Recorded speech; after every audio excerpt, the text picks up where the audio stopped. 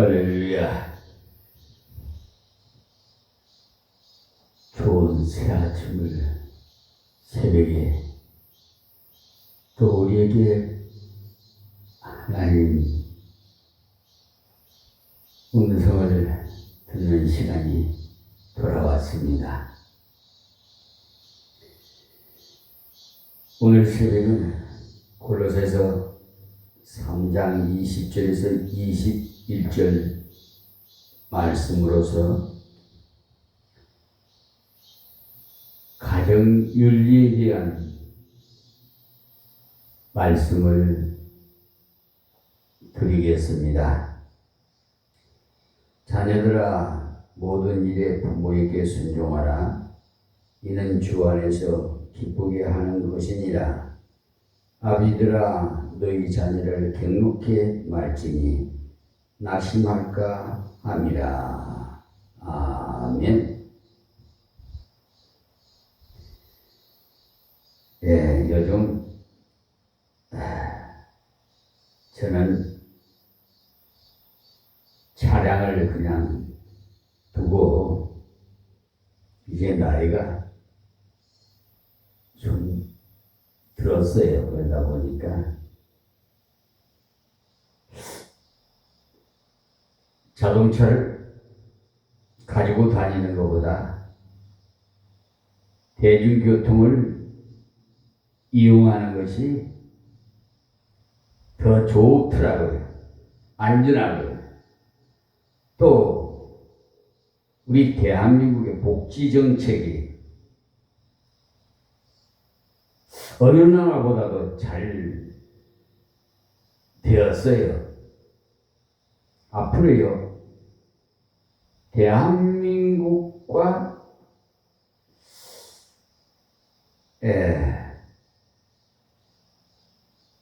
관계가 이루어지지 않으면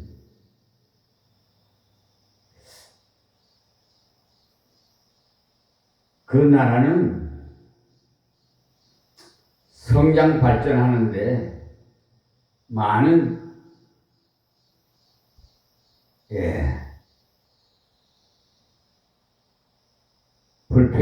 불편함이 많을 겁니다. 이제 앞으로 점점점 우리 대한민국이 얼마나 가치 있는 대한민국인 것을 하나님께서 역사를 지금 진행 중에 있어요. 지금 반도체 수출을 하는데 서로 좀 더 많이 좀 달라고, 지금 반도체가 없어서 못 팔 정도예요. 앞으로 이 군사 방위 문제도요, 방산 물자가 우리나라의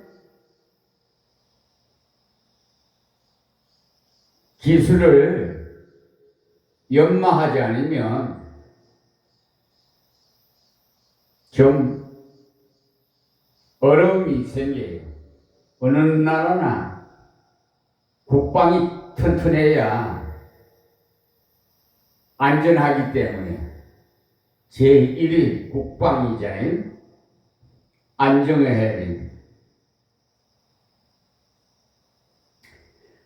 자, 그러면 본문 말씀으로 들어가세요. 골로새서 1장에서 2장까지 교리 부분이라고 말씀을 드렸고요. 3장에서 4장은 생활 부분이라고 말씀을 드렸고요. 그러니까 1장과 2장은 어떻게 하면 구원을 받느냐 하는 바른 신앙 생활에 관해서 말씀드렸어요. 그리고 3장과 4장은 바른 생활에 관해서 말을 한 건데, 바른 신앙이 없으면 생명이 없고 바른 생활이 없이는 승리가 없어요. 1장, 2장에서는 예수 그리스도만이 우리의 전부다. 그래서 우리의 바른 신앙은 예수 그리스도를 나의 구주로, 나의 창조주로, 나의 섭리주로 받아들이고 믿는 것을 말씀드렸어요. 3장에 들어오면서 바른 생활에서는 위의 것을 생각하고 땅의 것을 생각하지 말라고 말씀드렸습니다. 위의 것을 생각하라는 것은 바로 하나님의 나라, 하나님의 뜻을 순종하는 영원한 세계를 사모하는 그 마음으로 살아가는 것입니다. 그러기 위해서는 땅의 지체를 죽이라고 했는데, 그러나 이 지체라는 것은 이 몸을 말하는 것이 아니고 바로 몸이 죄로 기울어지려는 그런 죄성, 죄를 지으려는 마음의 자세를 말해서 땅의 지체라고 했어요. 그러니까 이런 것은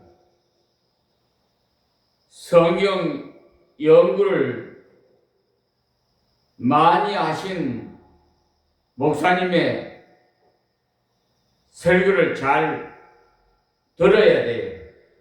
그래서 땅의 지체를 두 가지로 나눠서, 하나는 육체의 정욕, 성적인 타락, 또 하나는 탐욕, 물질적인 타락, 그에 대해서 말씀을 드렸습니다. 그것을 벗어날 수 있는 것은 12절에서 17절까지 말씀에서 주 예수를 닮아야 된다는 것을 말씀을 드렸고요. 하나님을 닮아야 된다고 말씀을 드렸습니다. 성품에 있어서도 생활에 있어서도 하나님을 닮아야 된다고 말씀드렸어요. 우리가 하나님을 닮을 때 무엇이 나오죠? 감사가 그냥 나와요.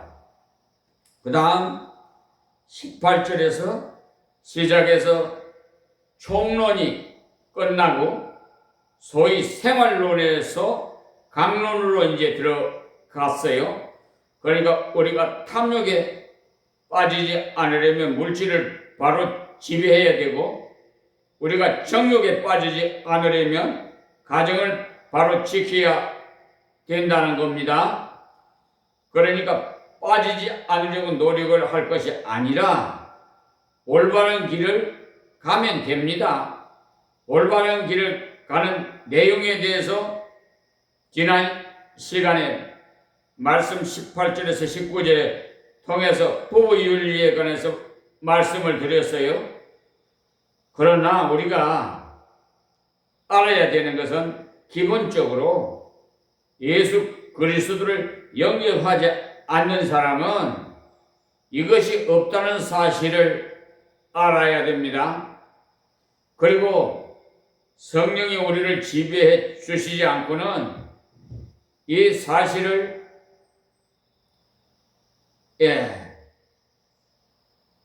지킬 수가 없어요.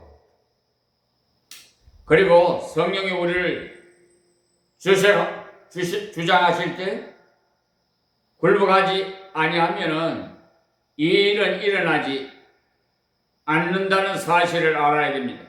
성령을 근심하게 한다, 성령을 거스린다, 이런 것을 통해서는 이 일은 일어나지 않는다, 그 말이에요. 그래서 먼저 아내들이요, 남편에게 복종하라. 이는 주 안에서 마땅히 하니라 그랬어요. 뭐라고요? 주 안에서 마땅하다고 그랬죠? 그러니까 다른 방법이 없어요. 세상적인 문학이나 철학이나 그런 것을 잃을 수가 없어요.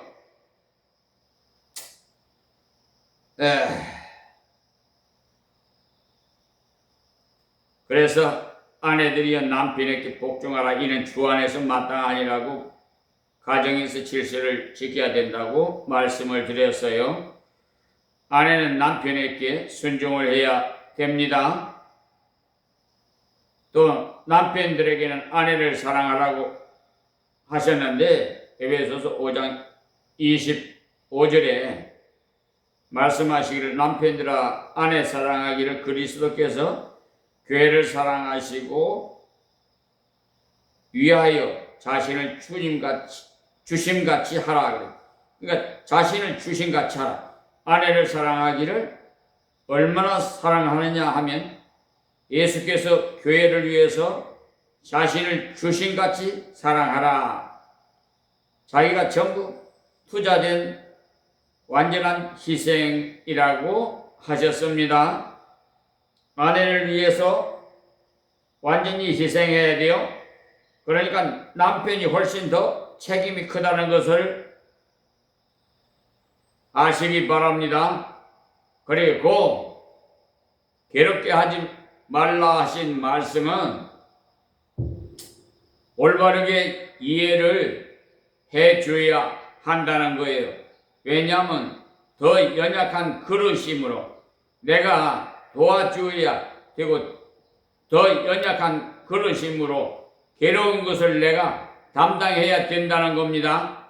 그래서 이 두 가지를 말씀을 하셨는데 우리가 조심을 해야 되는 것은 이러한 진리를 배운 뒤에 옳소 옳다 저 양반이 그렇지 않으니까 내가 불행하구나 하고 서로 상대방을 그렇게 생각하는 경향이 있는데 그런 생각하면 안 돼요. 성경은 그렇게 말씀하지 않으시고 먼저 깨달은 사람이 자신이 먼저 순종을 하라고 했어요. 누구에게 순종의 명령이 있느냐? 먼저 깨달은 사람에게 순종이 있어야 된다. 그래서 우리가 신앙이 자란 사람과 신앙이 어린 사람이 있을 때 누가 돌봐줘야 되겠어요?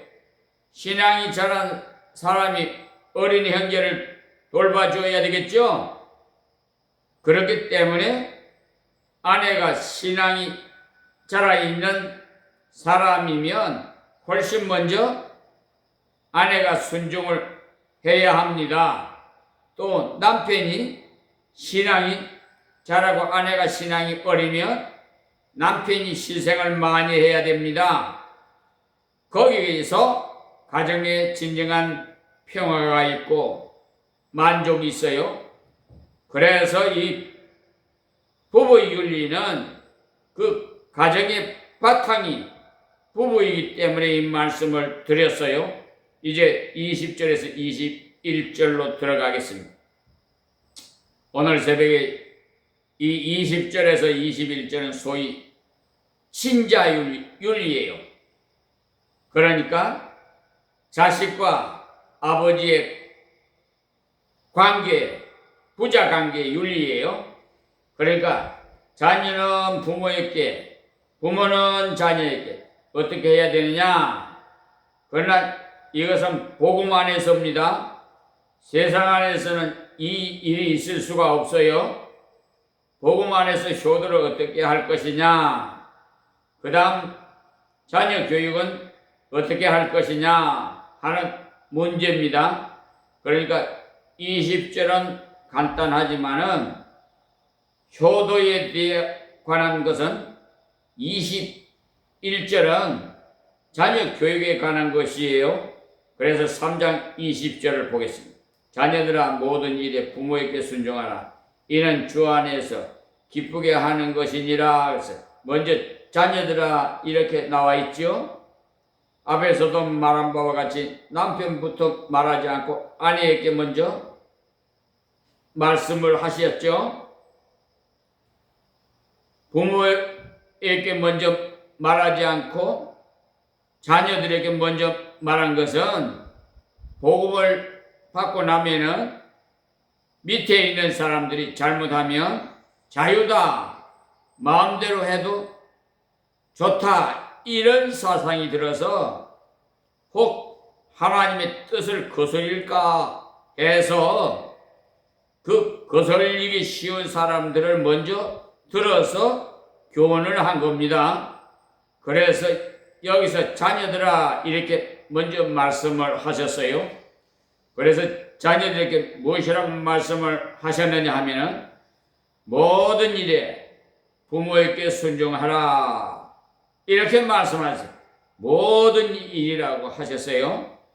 그러니까 우리가 앞에서도 역시 아내들에게 순종을 명할 때 무엇을 말씀하셨어요? 권위, 하나님이 주신 질서를 말씀하셨어요. 이 권위를 잘못 배우면 사람이 항상 도전적이 되고 반항적이 돼요. 도전적이고 반항적인 사람이 되면은 거기도 불행하고 주위의 사람들을 많이 찌르게 돼요. 그러니까 이 권위가 어디서부터 출발하느냐? 부모, 교사, 직장, 또 경영자, 나라의 통치자, 저런 공권력을 사용해서 불의한 재판과 결정과 처리를 하는 법관과 그 경찰입니다. 자, 그러지 우리가 그러한 네 종류의 권위자를 만나는 것은 제일 먼저는 가정에서 부모를 만나요. 그 다음 가정을 나가서는 학교에서 교사를 만나고, 그 다음 학교에서 공부를 마치고 일터에 나가면 직장의 그 상사를 만나서, 요즘 그 언론에 많이 나오지요. 갑질 행위. 그 때문에 많은 무리가 일어나고 있는데요. 그 다음 전체적으로 나라의 다스림을 받는 겁니다. 이 네 가지 권위에 대한 간섭이 있어요. 이것은 왜 있느냐? 어느 분의 책을 읽어보니까 우리의 미숙을 교육하기 위해서 하나님께서 그렇게 하셨다는 겁니다. 그래서 마침 무엇과 같은가를 그분이 예를 들기를 흔히 우리가 말하는 샌디 페이퍼 또는 사포라는 것을 말하는데요. 이 물건이 울퉁불퉁한 면을 이 사포로 잘 닦으면 점점 부드럽게 되고 마침내 매끈한 면이 되는 것입니다. 그래서 이 사포로 닦는데 처음에는 부모라는 사포로서 닦아요. 가장 사랑으로 닦아주는 사람이 누구예요? 부모님입니다. 그 다음 부모가 지나가면 이제는 교사라는 삶으로서 닦아줍니다. 그래서 결국은 이 모든 권위를 하나님께서 주신 겁니다. 그래서 권위에 대해서 순종하라고 그렇게 되어 있어요. 그런데 제일 먼저 만나는 데가 제일 쉽겠죠. 왜냐하면 가장 이해를 잘해 주기 때문에요. 아무래도 부모가 교사보다는 이해를 더 잘해 줍니다. 또 교사가 직장의 상사보다 훨씬 더 이해를 잘해 줍니다. 또 나라의 높은 사람보다는 그래도 직장의 상사가 이해를 잘해 줍니다. 왜냐하면 가깝기 때문에 나라에 있는 사람들은 말을 듣지 않으면 막 보내는 거예요. 그러니까 권위에 대한 순종은 우리 인생에 있어서 자기 관리에 있어서 제일 중요한 부분입니다. 그래서 순종하라고 했어요. 조금 앞으로 가서 에베소서 6장 1절에서 3절에 보시면요. 자녀들아 너희 부모를 주 안에서 순종하라. 이것을 옳으니라. 네 아버지와 어머니를 공경하라. 이것이 약속이 있는 첫 계명이니 이는 내가 잘되고 땅에서 장수하리라. 여기서 하나님께서 우리에게 너희 부모를 주 안에서 순종하라는 주 안에서라는 말씀은 하나님의 말씀 안에서 그러니까 하나님 말씀을 대적하고 범죄하는 일은 순종할 수가 없으나 하나님 말씀을 막지 않은 일이라면 부모의 말씀에 대해서는 다 순종해야 된다. 이 말씀이 왜냐? 그것이 옳은 일이라고 했기 때문에. 예를 들어서 한 말씀 드리면 만약에 부모가 도둑질 해와라 이렇게 말했다고 가상합시다. 그러면 무조건 순종해야 되겠어요? 여러분, 아니지요? 이거는 아니지요? 그러니까 주 안에서라는 것은 주님은 어떻게 말씀하셨어요? 계명에 보면 도둑질 하지 말라 그랬죠. 그런데 주님 말씀 밖으로 나가는 말씀에서는 순종하면 안 돼요. 이제 이해가 되십니까?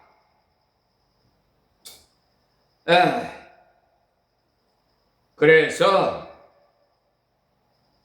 옳은이라고 했습니다. 하나님이 주신 권위이기 때문에 그 권위에 순종하는 것이 옳기 때문이라고 했어요. 그리고 여기 보면 우리가 땅에서 잘 되고 오래 산다고 했는데 이 땅에서 잘 되는 길은요 윗사람에게 인정을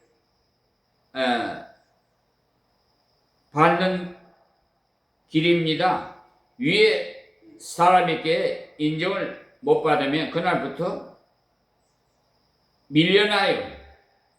부모에게 인정을 못 받으면 학교에 가서도 교사에게 인정을 못 받으면 참으로 불행한 아가지, 직장에서 상사에서 인정을 못 받으면 이는 아주 불행한, 국가에서 인정을 못 받으면 가는 곳 한 군데도 한 군데 있겠다. 죽음의 길밖에 없어요. 결국 모든 건 다 잃어버려요. 그러니까 여기서 인정을 받는 사람이 되려면 먼저 순종을 해야 된다고 말씀하셨어요. 왜냐? 부모는 지식에 있어서 교활할 수 있으니까요. 아무래도 인생 노하우가 있잖아요. 영어나 수학을 좀 못할 수는 있지만은 그러나 지혜에 있어서는 분별함을 그러니까 옳고 그런 것은 부모님이 다 어린이들보다 자식보다는 낫죠. 그만큼 더 살았기 때문에 부모에게 순종하는 것이 결코 손해가 아니라는 것을 알아야 됩니다. 그리고 효도하는 데는 제일 먼저가 순종이고 그 다음이 공경이라고 했어요. 이 공경이라는 말은 공개하는 것과 존경하는 두 가지입니다. 공개라는 말은 물질을 가지고 부모를 대접하는 것을 말하는 것이고 존경은 말로서 부모에게 대해서 존경을 드러내는 것입니다. 그러니까 여기 나오는 부모에게 순종하라는 것은 특히 언제 언제까지를 강조하느냐 하면 결혼하기 이전까지를 특히 강조합니다. 그 다음에 공경하라는 것은 일생을 통해서 주신 말씀이에요. 그래서 사람이 부모를 떠나 이렇게 되어 있는데 결혼을 하게 되면은 부모를 떠나 독립을 한다 이 말이에요. 그러니까 우리가 자녀 교육에 있어서도 제일 첫 교육이 무엇이 되어야 하느냐? 곧 순종 교육이에요. 순종 교육을 잘 시키면은 다른 것은 다 잘 시켜도 결과적으로 자녀를 올바르게 성공시키지 못해요. 순종 교육을 잘못 시키면. 그러니까 순종 교육 중에 제일 중요한 것이 아무개야 하고 부를 때 즉시 예 하고 대답을 빨리 하게 되도록 만드는 겁니다. 이해가 되시는지 모르겠어요. 대답도 한참 있다가 대답하면 그거는 좀 순종하는데 못마땅해서 하는 것이기 때문에 억지로 하는 것이니까 옳은 순종이 아니에요. 그런데 지금도 아이들을 불러보면 예 하고 대답을 빨리 하지 않은 경우가 많아요. 다 안다고 하면서 대답을 하지 않는데 이것은 약간의 교만에서 나오는 태도예요. 아무개야 하고 부르면 예 하고 먼저 대답을 해놓고 그 다음에 부모의 말을 듣기를 준비를 해야 돼요. 그런데 많은 아이들이 그렇게 하지 않아요. 요즘은 자녀들을 아주 그냥 어떻게 교육을 시키고 기르는지 사랑할 줄만 알지 이뻐할 줄만 알지 그 진심으로 자녀를 위해서 하는 일이 아니고 오히려 자녀를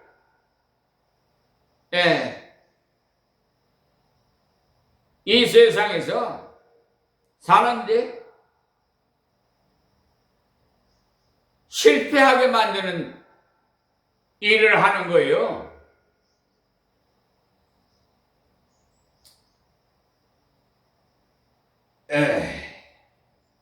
그런데 많은 아이들이 그렇게 하지 않지요? 부모들도 그래 안 하고.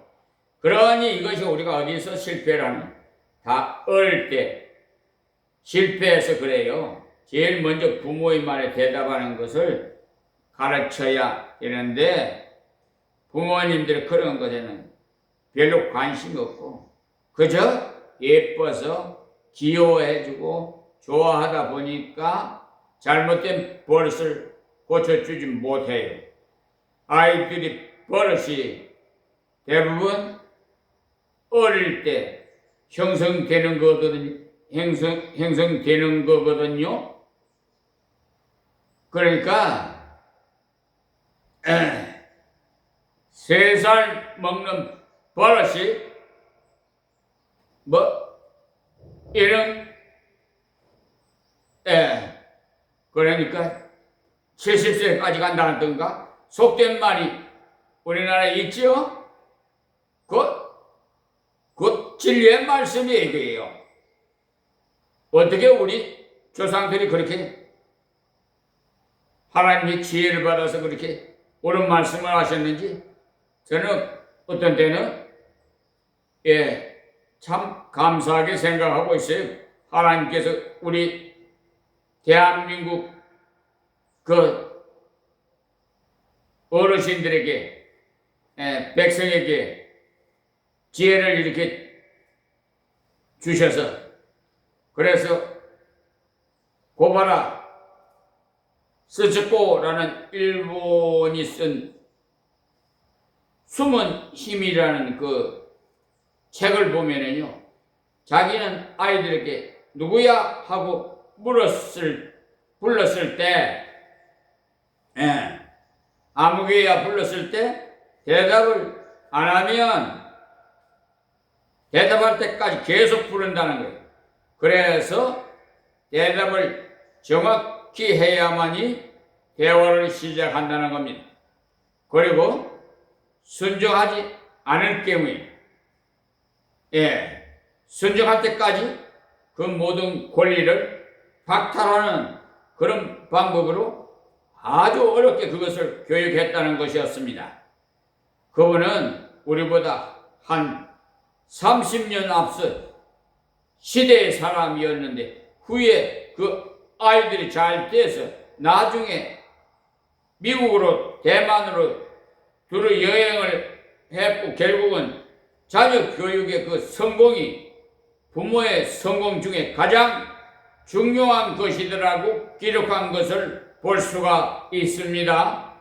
그래서 그 가장 중요한 것이 순종입니다.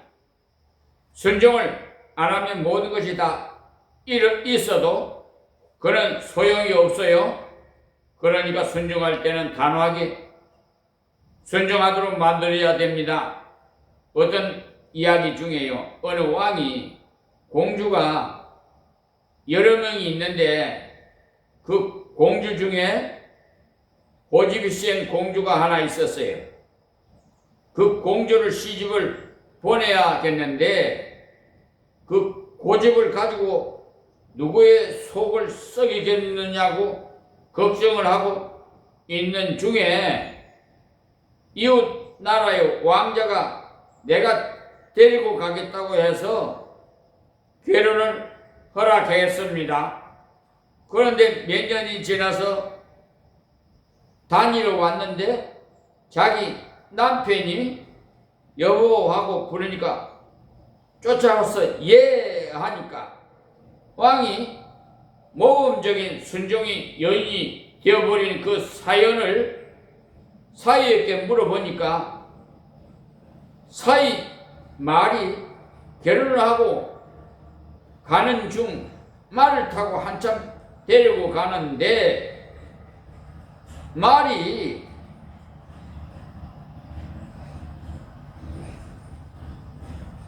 냇가에 도착해서 더 이상 물에 들어가지 않으려고 해서 몇 번이나 시도를 해보니까 세 번째 피스롬을 꺼내 쏘아버렸다는 겁니다. 그래서 부인이 이 결혼한 기쁜 날에 말을 총으로 쏘아 죽일 수가 있느냐고 되어드니까 남편이 말을 듣지 않는 것은 아무 소용이 없다고 말하자 이 여자가 정신이 번쩍 들었어요.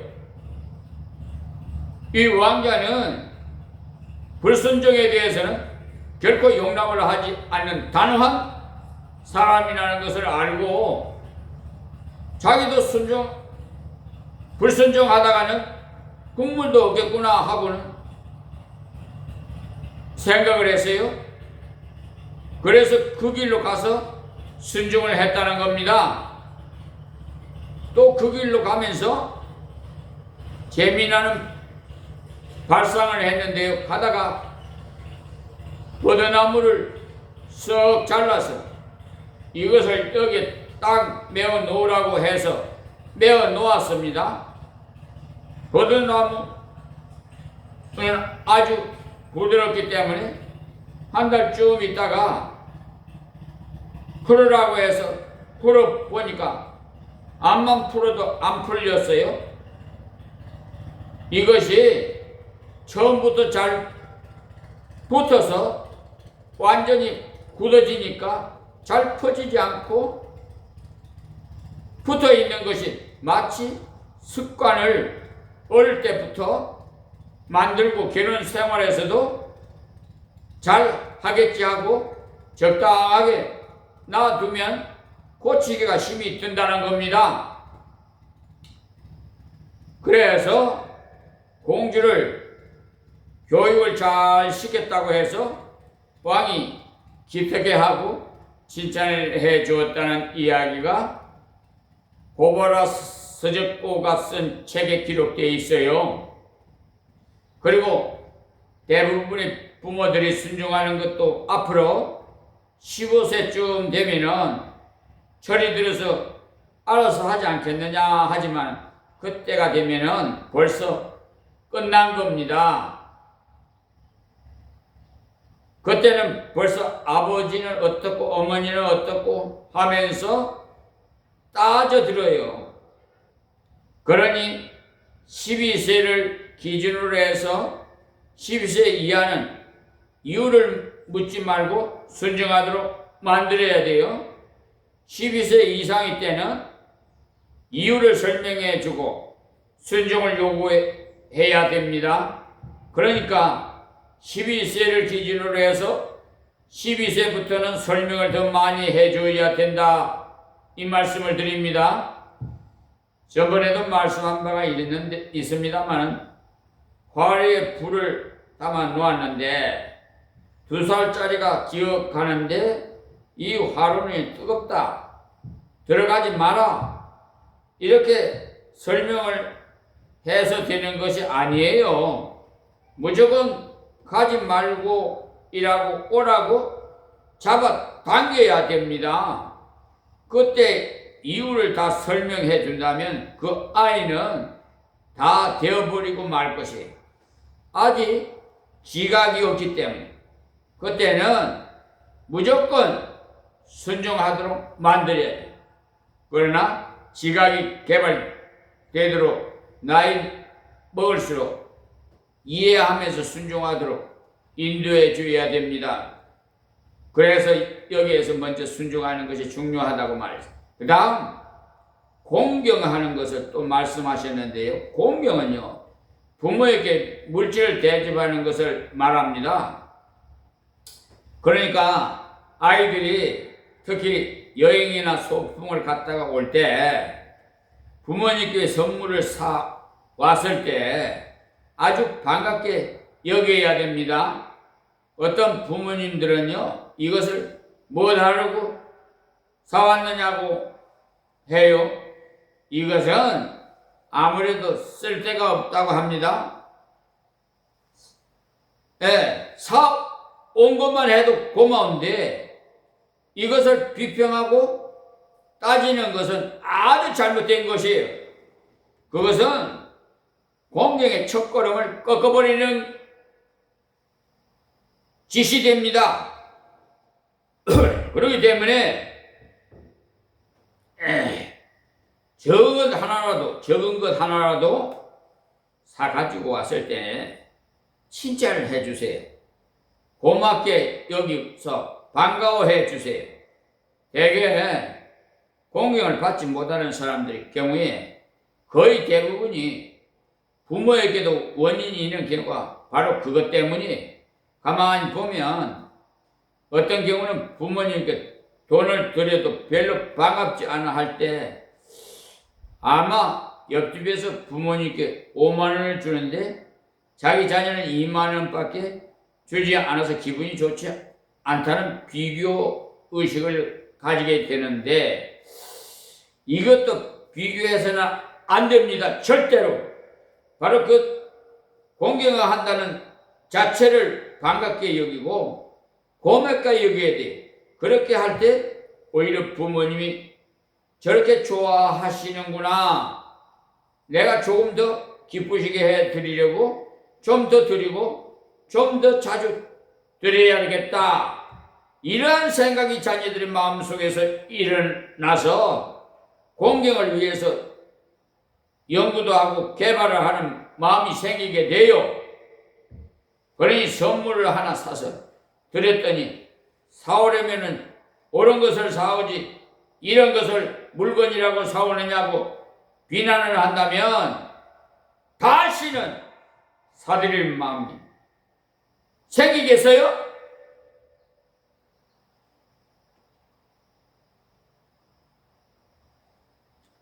그 때문에 이 공경을 받으려고 할 때는 고마운 마음을 가지세요. 그러니까 부모에게 문제가 있어 이 말이에요.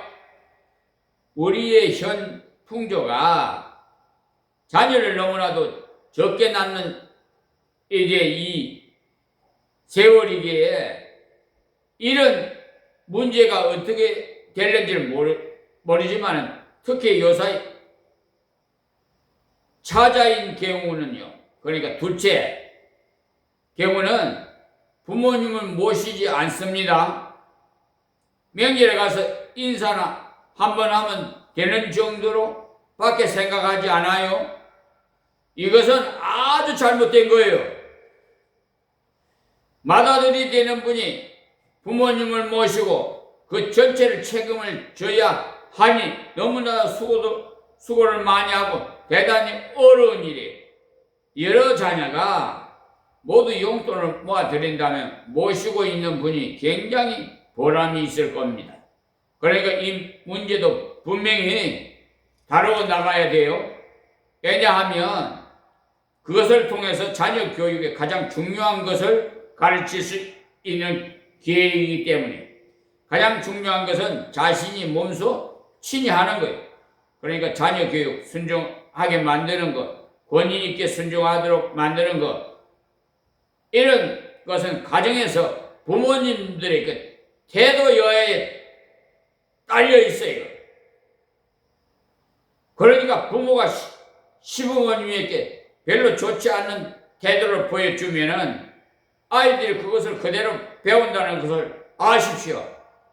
특히 요새 젊은 사람들은 자식은 굉장히 좋아하고 부모님은 등한히 합니다. 그래서 좋은 것이라도 생기면 되도록이면 자식들에게 할머니 오시거들랑 이것을 먹었다고 하지 말라는 식으로 숨기고 거짓말을 하도록 만들어요. 또 무슨 물건을 하나 사놓고는 잔소리 할지 모르니까 이야기하지 말라고 해요. 그래서 아이들이 생각에 어른들은 이런 것을 보이면 말썽이 많구나 하고 생각하게 되고 또 거짓말을 하는 그 버릇을 가르치는 거예요. 아주 못된. 그러니까 내가 여기 뒷방에 할머니가 될 때가 곧 와요. 그때는 섭섭함을 당해도 자기가 만든 일이기 때문에 아무 할 말이 없게 되어버려요. 그러면 이 공경하는 것은 반드시 모범을 보여야 됩니다. 순종하는 것도 마찬가지예요. 그러니까 부모님께 대한 순종하는 진실한 태도를 자녀들에게 몸소 그러니까 실천해서 산 교육으로 시켜야 돼요. 가정에서 대화 중에서도 학교의 선생님이라든지 직장의 상사라든지 국가의 지도자라든지 이 사람들께 욕을 하고 비평을 예사로 하는데 또 교회 목사나 장로들에 대해서도 예사로 욕을 하고 비평을 하게 되면은 그 아이가 권위에 대해서 전부 반항하게 되는 것을 배우게 됩니다. 이는 아이들에게 독약을 먹이는 것과 마찬가지라는 사실을 명심하세요.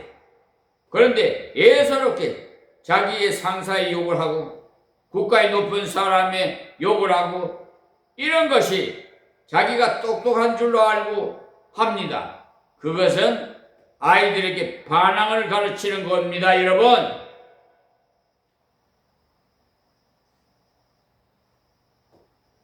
어느 목사는 국민의 항전이라고 하면서 아주 국민들을 선동하는데 참 가관이 그런 목사 밑에서 신앙생활 하신 분은 참으로 마음 아픕니다. 옛날 우리나라 속담에 이웃 노인이라도 잘 돌보아 드리면 복을 받는다고 했는데 자기 부모가 없는 사람들은 다른 사람, 나이 많은 교회 지도자들, 국가의 지도자들, 일터의 상사들에게 순종하는 것을 배워야 돼요. 그리고 까다로운 사람에게도 순종을 잘 하라고 해서요. 순종하지 아니하면 결국은 땅에서 잘 되고 장수하는 이 가장 중요한 복을 내버리는 결과가 돼요. 사실 예수 그리스도 안에 있는 사람이 아니면 이것은 적용되지 않습니다. 예수를 믿지 않는 사람들 중에는 이 말씀을 순종하지 않고도 부자가 되는 사람들이 있어요. 그러나 그 사람이 정말 중생한 사람이라면 이 법에서 절대로 벗어날 수가 없어요. 예수 안 믿는 사람은 뭐 하나님 자식이 아니니까, 백성이 아니니까. 우리도 그렇잖아요. 부모님, 자식들이 내 자식 아닌데 간섭할 수가 없잖아요. 예. 그러니까 우리 여러 가지 면에서 이 사회 공동체 생활에서나 모든 것을, 그래서 법이 필요한 거예요. 우리 그 교단 단체에서도 총회를 합니다. 총회를 할 때 법이요 하면은 아무 말 못해요. 어느 분이든지 법이요 하면은 법대로 해야 돼요. 법에는 손을 댈 수가 없어요. 그런데 지금 공권력을 인용해서 자기 입맛대로 판결하고 결정하고 처분하네. 지금 대한민국 사법부는 완전히 정의가 사라져 버렸어. 그래서 우리 후손이라마 좀 정의로운 사회에서 살도록 하나님께서 너는 빛과 소금의 역할을 현장에 뛰어가거라. 그래서 어제도 헌법재판소 갔다 왔어요. 대중교통을 사용해서 헌법재판소에 여러분 헌법소원 심판 청구서를 였죠. 그러면 이분들은 이유를 달아가지고 참 자기들이, 그러니까 코에 걸면 코골이, 귀에 걸면 귀골이, 그런 속된 말이 있죠. 이해가 되는지 모르겠습니다만 어쨌든 법을 지켜야 할 사람이 오히려 법을 위반해요. 그래서 어제는 3건을 재심 청구를 하러 간 거예요.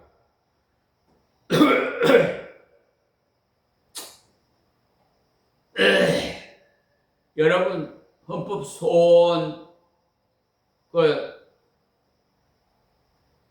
헌법재판 법에 보면 재심 청구에 대해서 나와 있지 않아요. 왜 그런 줄 아세요? 이 사람들이 골치 아프니까 그걸 안 올려놔. 자기들이 유익한 것만 올려놔.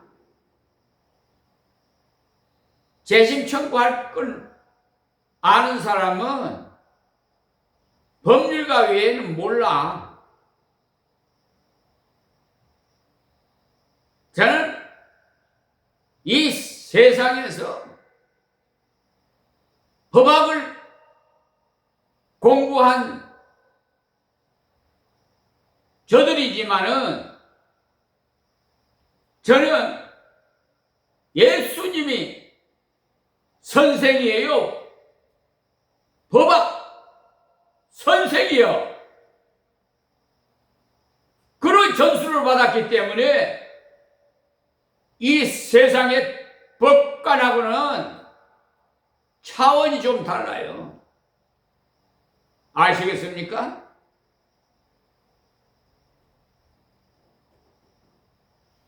그래서 법리적으로 내가 그랬어요. 예를 들어서 딱 써놨어요. 어른이 사람이고 아이는 사람이 아닙니까? 내가 그렇게 예를 들어서 그렇게 기재를 했어요. 왜 그랬냐? 모든 재판 1심, 2심, 3심 그러니까 대법원까지 재판한 결과에 대해서 헌법 소원을 심판 청구 소송을 할 수 있다라고 되어 있어요. 근데 그렇게 되어 있는데 1심 재판관이 리베이트를 먹었는지 어쨌든 이 세상은 공짜가 없어요. 판례가 피고 측에서 제출한 판례는 진행행위예요. 즉 말해서 1심에서 무죄가 나와도 2심에서 유죄가 나올 수가 있어요. 번복이 될 수가 있고 그렇죠? 그런데 즉결재판소에서 판결받은 것은 그것은 대법원 판례에 분명히 나와 있어요. 더 즉결재판소에서 받은 형량을 더 가중할 수 없다. 더 낮출 수는 있어도 더 높일 수는 없다. 즉 말해서 변형시킬 수 없다. 그러니까 종결 판결과 같은 거예요. 즉결재판이 판결이. 그래서 그 판례를 1심에서 제가 제출했어요. 그런데 이 인천지방법원 담당 재판관 판사 김성대 판사는 정의로 판결을 하지 않고 그 피고 측에서 제출한 판례를 인용해가지고 패소를 만들었더라고. 이게 말이나 돼요? 한번 이치적으로 한번 생각해봐요. 진행행위 옳은 거예요? 종결행위 옳은 거예요? 그래서 나는 이로 인해서 민법 제 751조에 의해서 정신적으로 피해를 받기 때문에 손해배상을 청구한 거예요. 그렇다면 옳은 판사라면은 리베이트를 받지 않고 법률과 헌법에 의해서 정의로 판결을 해야죠. 그런데 판결이 흠이 생긴 거예요. 그러니까 잘못한 거야. 나를 뭘로 보고 그러는지 모르겠어. 그러니까 아주 그냥 무시하고 능멸한 거죠. 바보로 취급하고 우롱하고. 나를 무시게 할지 몰라도 내 안에 계신 하나님은, 전능하신 하나님은 속일 수 없어요. 한번 하나님께 찍히면은 영원히 유황불이 타는 성 밖으로 던져져서 굳어지지도 죽지 않은 그런 곳으로 가게 됩니다. 이제 알겠습니까? 그래서 판결 경정 민사소송법 211조에 의해서 판결 경정을 했더니 자기들의 권위가 있지요. 자존심은 있어서 1심 판사 김성대 판사라는 분이 기각을 했어요. 그렇지요. 자기가 한 거 자기가 시인하겠어요? 그럼 옳은 사람이죠. 그러면 그분이 내가 실수를 했구나 깨달았기 때문에 늦게라도 그래요. 하나님께서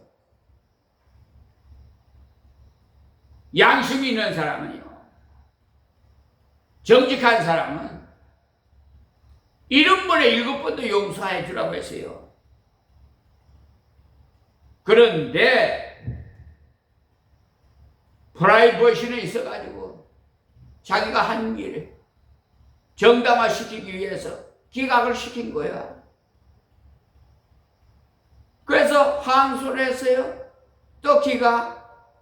대법원에 판례를 들어서 판결 경정 판례가 있어요. 또 그것을 첨부해서 대법원에다가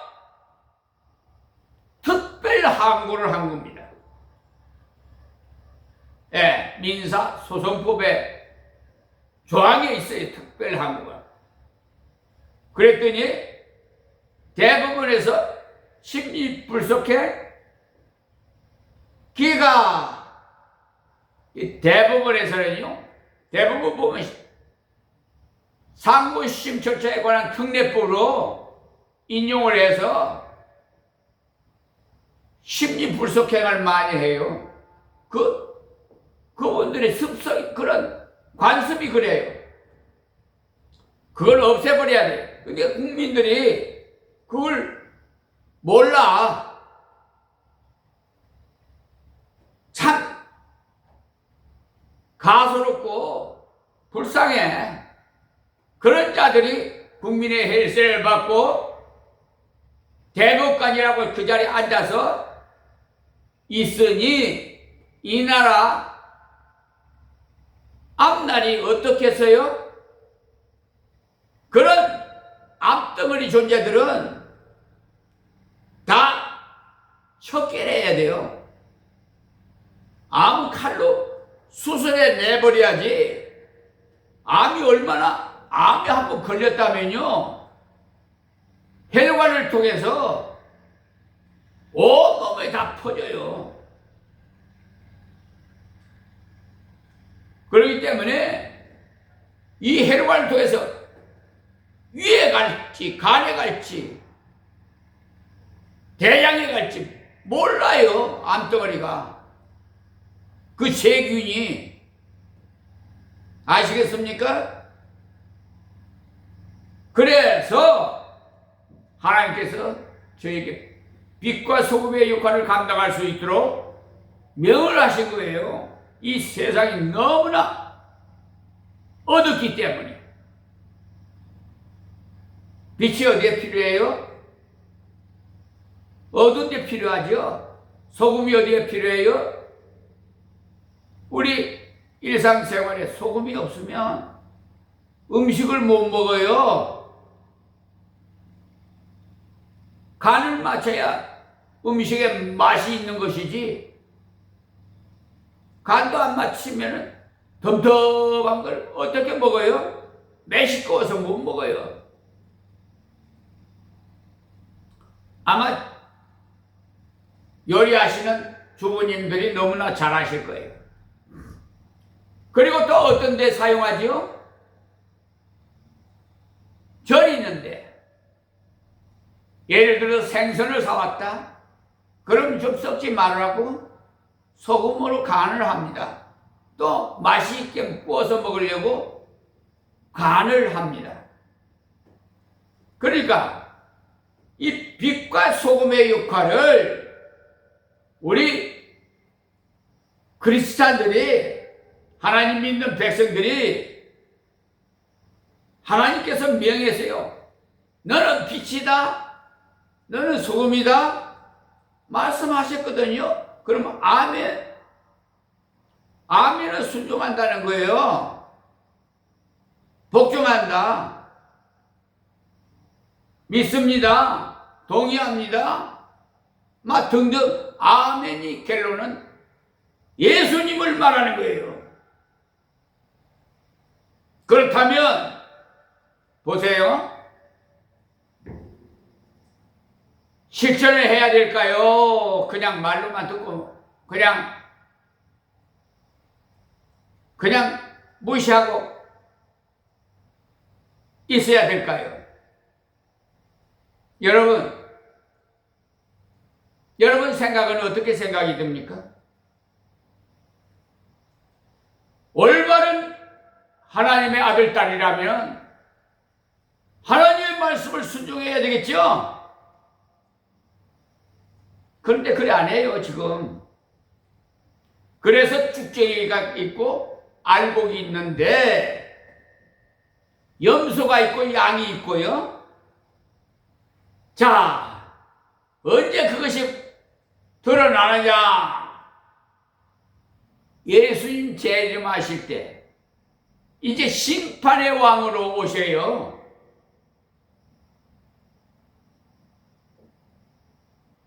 처음에 오실 때는 우리를 구원하시기 위해서 오셨지만은 이제는 심판의 왕으로 오십니다. 그럴 때 어려운 재판을 하게 돼요. 심판한단 말이에요. 그래서 그때는 쭉쟁이와 알곡이가 다 가려지고 천국에 입성할 자는 통과를 시키고, 그렇지 않고 불법을 행한 자는, 하나님의 말씀을 어긴 자는, 불순종한 자는 유황불로 성 밖에 던져져서 굳어지도 죽지 않는, 죽어버리면 괜찮아요. 죽는데 무슨 생각, 뭐가 고통이 있겠어요? 그런데 죽지도 않아요.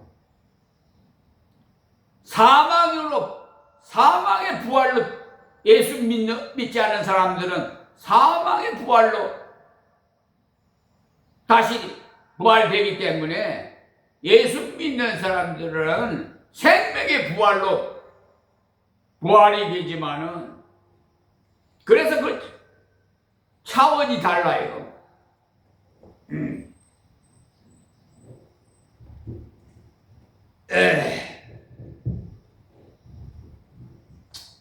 그러니까 대수롭게 여러분, 하나님 말씀을 없이 여기지 말고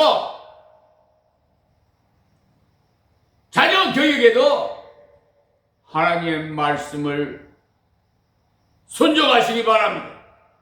그래야 자식 농사도 잘 짓는 거고 자식을 위해서는 거예요. 아시겠습니까? 여러분, 자녀를 귀엽다고 오냐 예쁘게 기르면은 어떻게 되는 줄 알아요? 이기주의가 돼버리게, 자기밖에 몰라. 그래서 부모 말도 듣지도 안 해. 좀 배웠다고 부모를 업신여기고, 전에도 말씀드렸습니다만은 시골에서 너 팔아 밥 팔아 자식 공부시켜서 서울대학교 보냈더니 부모가 자식이 보고 싶어서 하숙하는 집을 서울에 찾아왔어. 있는 거 없는 거 만들어 가지고 자식이 좋아하는 거 만들어서 먹이려고. 그래 기차를 타고 서울역에 내려서 자식이 있는 하숙집으로 갔는데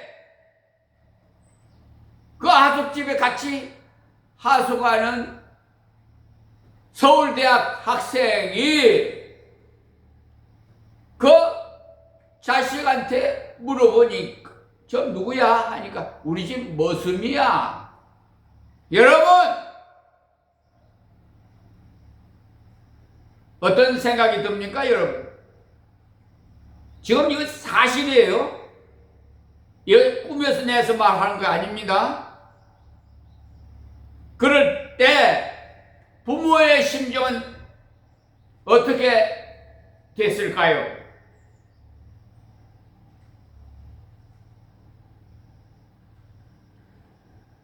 피땀 흘려 넌 팔아 밥 팔아 서울대학교 공부식 보냈더니 아버지를 머슴이라고요? 이 못된 호로자식 같은 자식이 호로자식이라는 아버지가 없는 자식을 호로자식이라는데 아버지가 생존에 계시는데 그런 행동을 하는 것은 아주 못된 자식. 앞으로 그 자식이 옳은 자식이 되겠습니까 여러분? 여러분의 자식이 그렇다고 생각하면 어떻게 생각하겠어요? 그래서 지금 현재 이 말씀을 받는 여러분들이 먼저 본을 보여야 돼. 여러분에게 책임이 있어. 이 나라의 국사를 잘못 다스리면 누가 책임이 있어요? 대통령이 책임이 있어요. 회사에 무슨 부도가 났다? 누구 책임이에요? 사장의 책임이 있어요. 우리 아버님도 부산에서 무역회사에 다녔어요. 간부였어요. 그런데 우리 삼촌 결혼식에 잠시 비우는 사이에 그 부서에 있는 그 직원이 나쁜 짓을 해서 그래서 그 책임을 지고 우리 아버님께서 사표를 쓸 수밖에 없었어. 그래서 저 삼천포로 또 가서 살았는데요. 다 그 책임이 그 부서에 책임이 있어요. 그렇기 때문에 지금 말씀을 받는 여러분에게 가장 책임이 중요하다. 이것을 제가 다시 한번 강조하면서 말씀을 드립니다.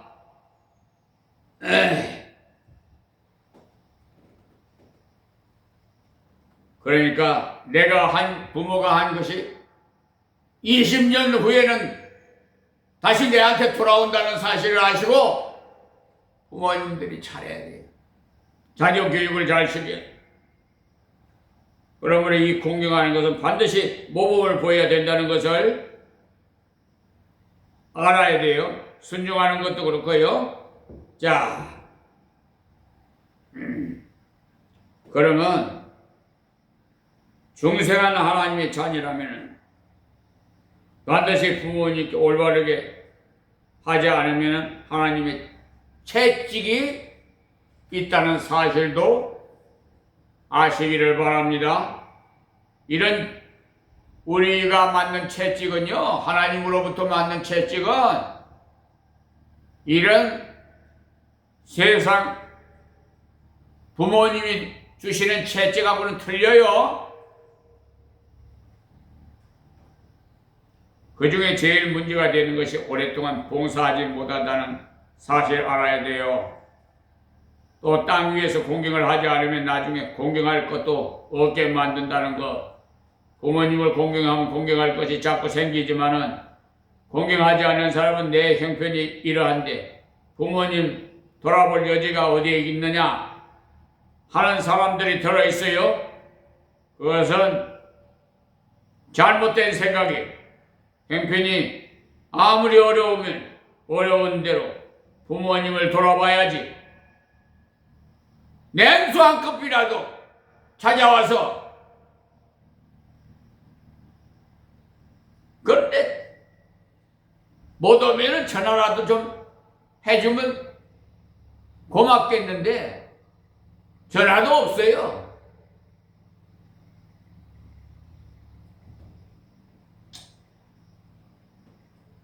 풍부하면 풍부한 대로 대접을 잘 해드려야 되고 그렇지 아니하면 여기 보니까 잘되고 장수하는 복을 제거한다면 어떻게 되겠어요? 오래 살지도 못하고 드릴 것도 없어진다는 말입니다. 스스로 드리지 아니하면 하나님께서 드릴 것도 없도록 만든다는 겁니다. 얼마나 불행한 일입니까? 그러니 우리는 효도에 대해서 자녀들에게 올바르게 가르쳐 주시고 또 내 자신이 그것을 순종함으로써 그 일을 우리가 자녀들에게 넘겨야 되겠어요. 자, 21절 보겠습니다. 아비들아 너희 자녀를 경록해 말지니 낙심할까 함이라. 이것은 자녀 교육의 문제입니다. 에베소서 6장 4절도 보시면 또 아비들아 너희 자녀를 노엽게 하지 말고 오직 주의 교양과 훈계로 양육하라 했어요. 여기서 노엽게 하지 말라는 말씀은 골로새서, 에베소서 두 곳에는 다 나와 있죠. 노엽게 하지 말라. 이 말씀은 낙심하게 하지 말라는 뜻이에요. 예? 자녀들의 마음을 상하게 하지 말라는 거 아니에요?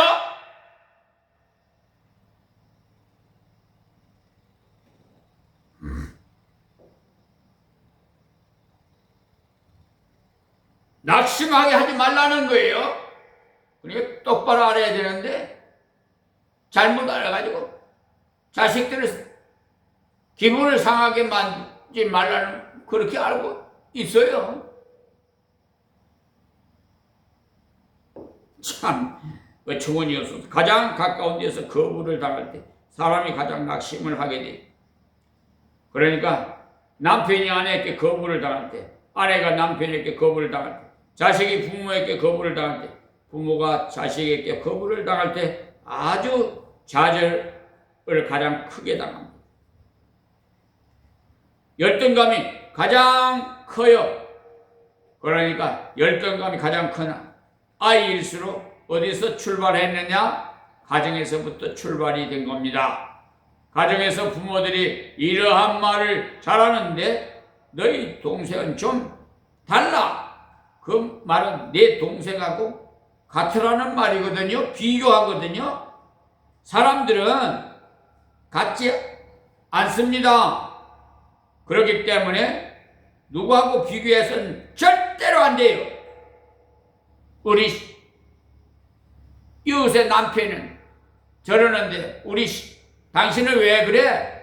이런 식으로 말한다든지 또 남편이 저 이웃의 부인은 저렇게 남편 말을 잘 순종하는데 당신은 왜 이래? 이런 식으로 비교하지 말라는 거예요.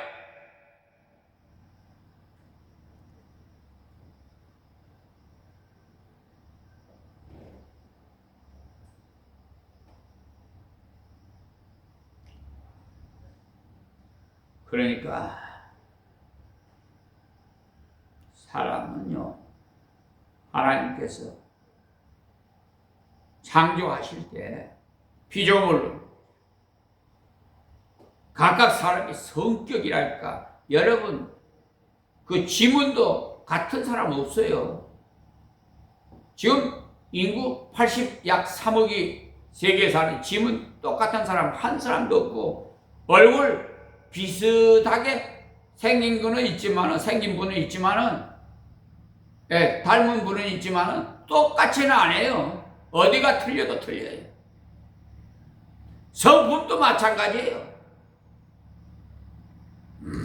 그런데 똑같으라고? 동생 같이 똑같으라고? 그건 부모가 잘 알고 하는 말이니까 회개하세요. 그런 말 했던 부모님들은 회개하시란 말이에요.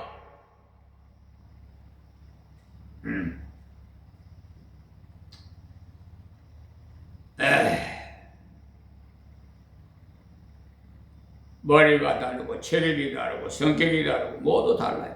동생은 동생대로, 형은 형대로 취급을 해야 되지. 자꾸 닮아라고 한다든지 하면 그것이 그렇게 자존심을 상하게 되고 결국은 낙심하게 된다는 것을 알아야 돼요. 그래서 낙심할까 함이라는 말은 그들 이해해 주라는 말이에요. 우리는 자꾸 우리 표준으로 자식을 키우려고 하는데 하나님 말씀의 표준으로 키워야만 되지. 내 개인 그 표준과 내 감정의 표준으로 키워서는 안 돼요. 미국에 있는 교포 자녀들의 이야기를 한번 들어보니까 그곳의 부모님들 자꾸 옛날에 한국에서 살았을 때 어떠했고 옛날에 우리가 학교에 다닐 때 무척 고생을 했다는 것을 자꾸 이야기를 했답니다. 그러니까 아이들이 말하기를 우리 엄마 아버지는 미개인이었구나. 미개인인 부모님과 이야기해봐야 소용이 없더라. 이래서 대화가 완전히 단절이 되고 있다는 거예요. 지금 우리도 그럴 가능성이 많아요. 왜냐? 아이들이 학력이 자꾸 높아지고 부모님들보다 학력이 높아지고 있죠.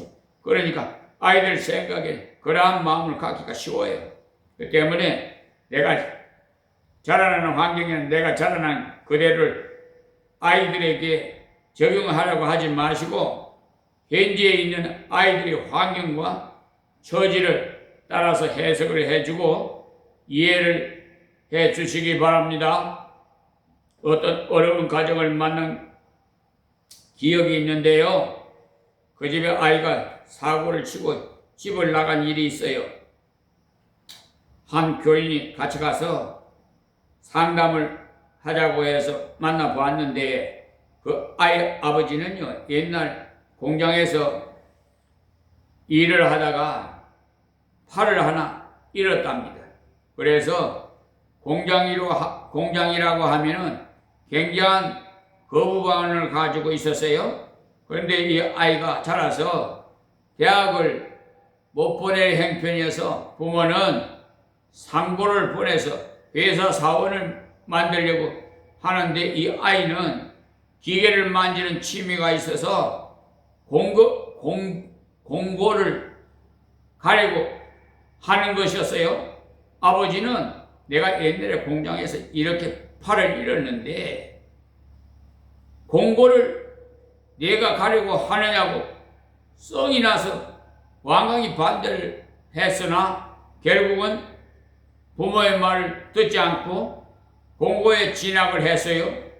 그러니까 아버지가 너는 내 말을 듣지 않고 네 마음대로 했으니까 절대로 협조를 해주지 않겠다고 하면서 학교에 가는 버스비를 계산해 주고 공납금을 주는 것 외에는 전혀 다른 비용을 주지 않았답니다.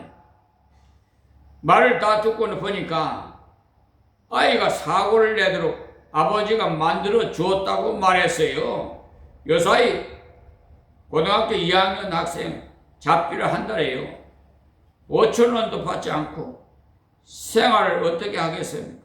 그래서 나중에 알고 보니까 공납금 고짓을 전부 고치는 데가 있어서 거기서 고쳐 여태까지 돈을 속여서 받아 써서 왔다는 거예요. 결과적으로 용돈을 다 주고도 좋은 소리를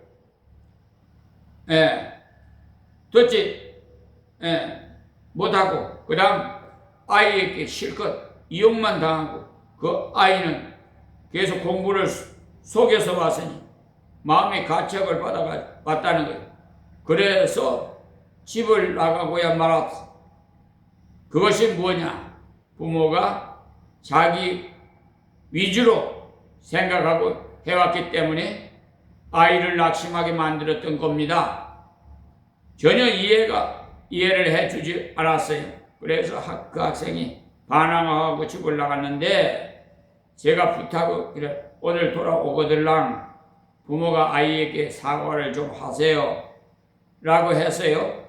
그러나 아이에게 그렇게 사과를 하고는 한 달에 쓰는 용돈을 계산해서 계산서에 써서 가지고 오면은 적당한 돈을 주겠다고 하고 그대로 주었답니다.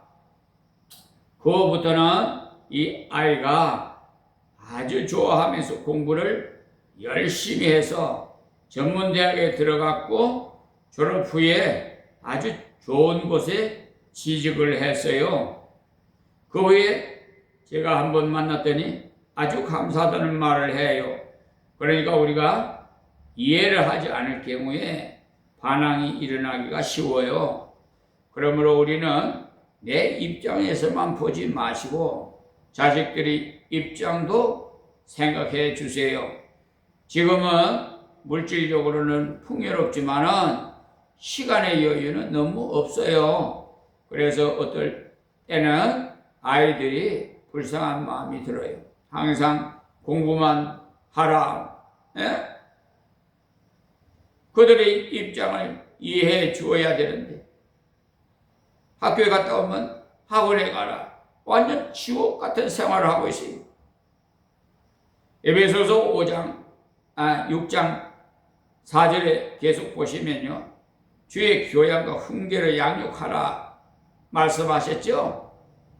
어떤 분이 비유하기로 교양은 예방이고 훈계는 치료라고 하는데 무슨 뜻인가 하니까 아이들에게 교양을 먼저 해야 된다는 거예요. 주의 말씀으로 교양을 하라는 겁니다. 교양이라는 걸 마땅히 행할 길을 아이들에게 가르쳐 주는 것인데 너는 이렇게 살아라. 그래서 그 교양을 해야 될 분야의 여러 학자들이 책을 읽어보는 중에 잠언에 있는 것을 뽑아온 글을 읽어보니까 게으름을 교양해야 된다는 겁니다. 사람은 천성적으로 게으르지 않는 사람이 한 사람도 없는 거로 일찍 일어나라, 일을 하여라, 이것을 교양을 해 주어야 된다는 것입니다. 왜냐 하면은 게으름은 실패의 원인이기 때문에 공부의 실패도 게으름이고 직장의 실패도 게으름이고 가정생활의 실패도 게으름이고 그 경우가 많아요. 그 다음 감사하지 않은 마음, 무엇을 믿고도 감사하지 않은 것, 감사라고 가르쳐 주어야 됩니다. 특히 받기만 많이 하는 가정인 경우에 더욱 조심해야 돼요. 받는 것이 예사인 줄 생각합니다. 왜냐? 자꾸 선물을 갖다 주니까 예사를 받고 감사할 줄 몰라요. 특히 목사님 가정, 목사의 가정, 경찰직에 있는 가정들은 다 조심해야 됩니다. 받는 그 사람들은 감사할 줄 알고 대가를 할 줄 아는 이것을 일깨워 주어야 돼요. 그 다음 성을 내는 것에 대해서 교양을 해야 된다는 겁니다. 성을 내는 것은 결국 뭐냐? 남을 생각하지 않고 자기만을 생각하는 거예요. 그리고 교양과 교만과 무리함 등에 대해서 말씀을 하십니다. 잠언을 읽어보면 잠언은 전부가 무엇을 교양해야 될까 하는 말씀인데요. 잠언 1장에 들어가면서 여호와를 경외함이 지식의 근본이라고 잠언서 1장 7절에 말씀했어요. 그래서 하나님을 잘 믿도록 교양을 해줘야 돼요. 그것이 바로 신앙의 교양이 제일 중요하다 이 말씀이에요. 그 다음 잠언서 1장 8절에 부모에게 순종하라고 나옵니다. 하나님께 순종을 하고 다음 부모에게 순종을 가르쳐줘요. 잠언서 1장 10절에는 악한 친구를 사귀지 말라고 나와요. 이 세상은 악한 친구가 많이 있다는 겁니다. 그 때문에 누구와 사귀면 누구와 노는지, 누구와 제일 친한지를 부모님들은 잘 살펴보십시오. 그리고 잠언 3장에 들어가면 지혜를 얻으라, 지혜가 제일이다. 이것이 바로 하나님의 말씀을 읽으라. 그러니까 아이들 이렇게 성경을 말씀을 읽으라고 계속 일깨워줘야 됩니다. 이것은 제일 귀한 일인데 또 이상하게 잘하지 않아요. 읽으라고 하지 않으면 깜빡 읽지 않아요. 그러니 얼마나 우리 부모 되는 분들이 자꾸 일깨워줘야 된다는 것을 알 수가 있죠. 그 다음 잠언 5장 15절에 보면 지난 시간에 말씀드린 대로 5장의 가정을 지켜라. 예? 자녀가 결혼했을 경우에 말해준 거예요. 다음 6장에 보면 자녀들에게 네가 보증을 서지 말라고 했어요. 보증을 쓰면 네가 그 보증을 얽매여서 모든 것을 날린다는 겁니다. 그리고 6장 6절에 가면 부지런해야 되고 게으르면 안 된다고 말씀하셨어요. 그리고 7장에 가면 사람이 부유해지면 음행에 빠지지 싶다는 것을 말합니다. 그 말이 맞아요. 사람이 돈이 많고 부유해지면은 흔히 음행에 빠져서 그 말이 맞습니다. 가능성이 많기 때문에. 그래서 음행을 주의하라는 것이고 이것을 자녀에게 일깨워 주라는 거예요. 또 좀 더 나아가면 정직해야 된다고 말씀했어요. 12장에 들어가서 징계를 받을 때 달게 받아야 된다고 하시면서 사람이 잘못을 했을 때 사과를 할 줄도 알고 또 채찍을 맞을 때 달게 받을 줄도 알아야 된다고 하는 말씀이에요. 15장에 가면 1절에서 겸손하고 온유하다고 했죠. 온유한 대답을 할 줄을 알아야 된다는 거예요. 저쪽에서 아무리 강하게 해도 너는 조용하게 대답을 하라는 겁니다. 17장 17절에는 앞에서 나쁜 친구를 멀리하라고 했는데 여기서는 반대로 좋은 친구를 사귀라고 했어요. 이 철이 그 쇳덩어리가 철이요. 철을 날카롭게 하는 것 같이 친구는 그 얼굴을 빛나게 한다고 했어요. 옛날에 남자는 좋은 친구 3사람만 사귀면 성공한다는 말이 있어요. 19장 19절에 가면 이제 벌어서 잘 살게 되었으면 구제할 줄을 알아야 된다고 가르치고 있어요. 그래서 가난한 사람을 돌봐야 된다고 했습니다. 20장 1절에 가면은 술의 종이 되지 말라고 했어요. 향락의 종이 되지 말라는 것을 강조합니다. 근데 천주교에서는 술을 잘 먹지요. 담배도 잘 피우고 제사도 잘 지내고. 그러니까 성경에서 완전히 그러니까 좀 저쪽 때는 반대되는 그런 행위 가르치고 있어요. 그러니까 22장에 가면은 재물보다 명예를 취하라고 했어요. 거기서 명예라는 것은 하나님의 인정을 받는 것을 말합니다. 돈을 버는 것보다도 하나님의 인정을 받는 것이 제일 중요합니다. 그것을 일깨워 주라고 했어요. 23장에는 관원 앞에서는 너는 겸손하라 그랬어요. 거기 권위에 대해서 순종을 하라는 겁니다. 24장 1절에 가면은 악인의 형통을 부러워하지 말라고 했고요. 악한 사람이 잘 되는 것을 보고 절대로 거기에 유혹을 받지 말라는 겁니다. 천천히 부해진다고 해도 그것이 낫다고 했어요. 27장 1절에는 내일 일을 자랑하지 말고 내일 일을 염려하지 말라고 했고요. 또 29장에는 하나님만을 의지하고 담대하라고 말씀했어요. 의인은 담대하다고 했습니다. 마지막 31장에는 인생의 가장 최고의 행복은 가정이 현숙한 여인을 만나서 올바른 가정을 이루는 것을 말합니다. 그것이 결론이라고 했어요. 이렇게 잠언을 쭉 살펴보니까 우리가 교양을 해야 될 것이 참으로 많지요. 그리고 이 교양을 잘 하고 다음에 훈계를 해야 된다고 했어요. 교양은 자녀가 잘못되지 않도록 하는 예방을 말하는 거예요. 그 다음에 그렇게 가르쳤는데도 엉뚱한 길로 가면은 어떻게 해야 하느냐? 그때는 불러다 앉혀놓고 훈계를 해야 되겠죠? 그러나 교양을 하지 않으면 훈계를 할 수가 없고 대개의 경우를 보면은 교양은 하지 않고 훈계만을 하려고 해요. 하나도 가르쳐 주지도 않고 불러다가 놓고 훈계와 책망만을 해야 되니까 자녀들이 골머리를 알아요. 사전에 자녀들을 교양한 바도 없고 자신이 아무것도 아는 것이 없는 어른들이 하는 말이 왜 너는 손님이 오셨는데도 인사를 그따위 하느냐고 하니까 자녀들은 어떻게 해야 될지를 모릅니다. 그러니까 교양을 먼저 하고 그 다음에 훈계를 하라고 했어요. 그러니 예방이 제일 좋죠. 그러나 예방을 아무리 해도 안 되는 경우가 있어요. 그럴 때는 이제 치료를 해야 돼요. 이 채찍을 훈계로 하라고 했어요. 그렇게 양육을 했을 때 하나님께서 결국은 어떻게 된다고 했느냐? 효도하는 자식이 되도록 합니다. 하나님께서 그렇게 만들어 주신다는 겁니다.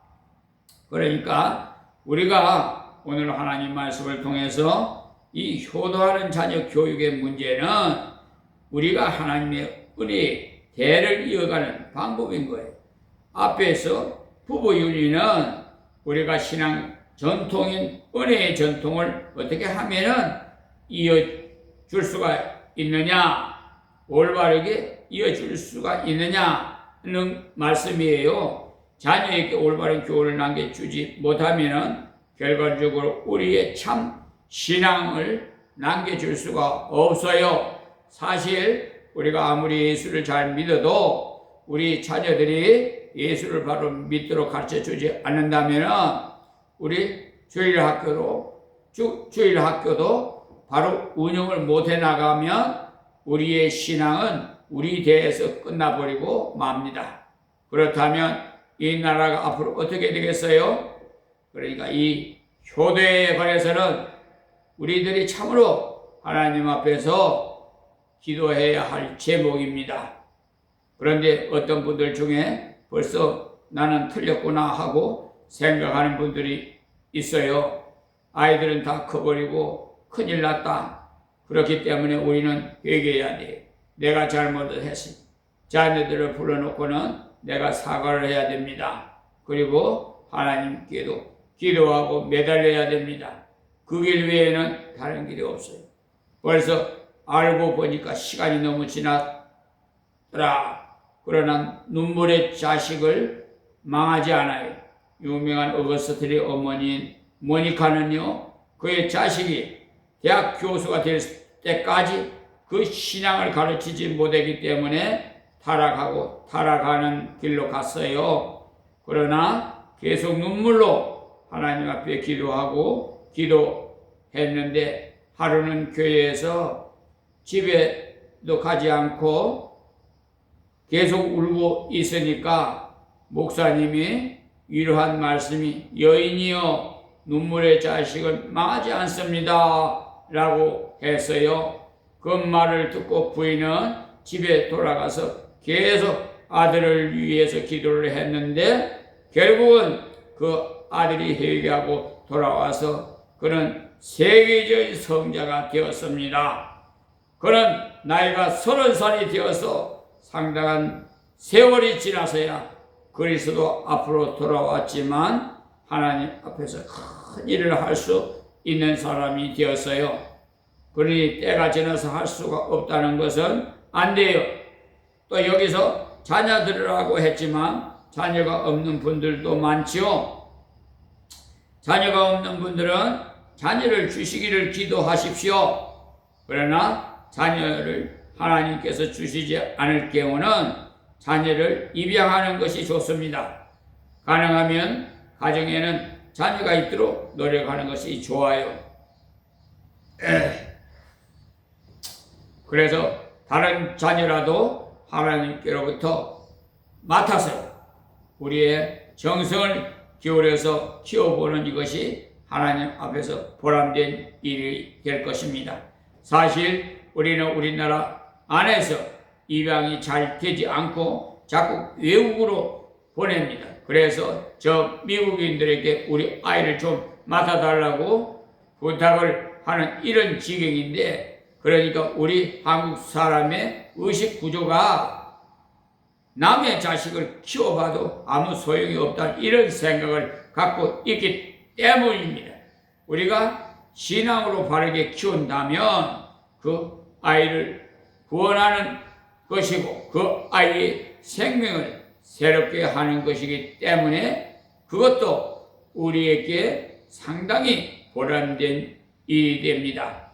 이 하나님의 말씀을 따라서 가정이라는 최소의 그 규모가 부부에서부터 시작하고 자녀로 가기 때문에 이 말씀대로 순종해 나가면은 우리 가정을 통해서 하나님의 은혜를 체험하고 다른 사람에게 그 은혜를 넘겨줄 수가 있어요. 이 말씀을 기억하시고 우리 하나님 앞에서 우리의 가정 생활에서 부모가 모범을 보이고 교육을 하고 자녀들에게 순종과 공경을 가르쳐서 그들의 복을 쥐고 가는, 우리가 물질과 큰 유산을 주지 않아도 하나님의 축복을 쥐고 갈 수 있도록 만들어 줘야 됩니다. 그렇다면 우리는 후회 없이 앞으로 자녀들에게 하나님의 복을 줄 수 있는 기회가 될 것입니다. 할렐루야. 오늘은 여기서 말씀 마치겠습니다. 참 좋으신 우리 아버지 하나님 감사하고 고맙습니다. 귀하신 생명의 말씀, 특별히 가정에 대해서 이 윤리의 말씀을 주심으로써 자녀 교육 이렇게 구체적으로 하나하나 가르쳐 주심을 진심으로 감사합니다. 하나님, 모든 자들이 하나님의 말씀에 순종해서 하나님의 약속의 복을 누리는 저들이 다 되게 은혜를 베풀어 주옵소서. 예수님의 이름으로 기도하옵나이다. 아멘.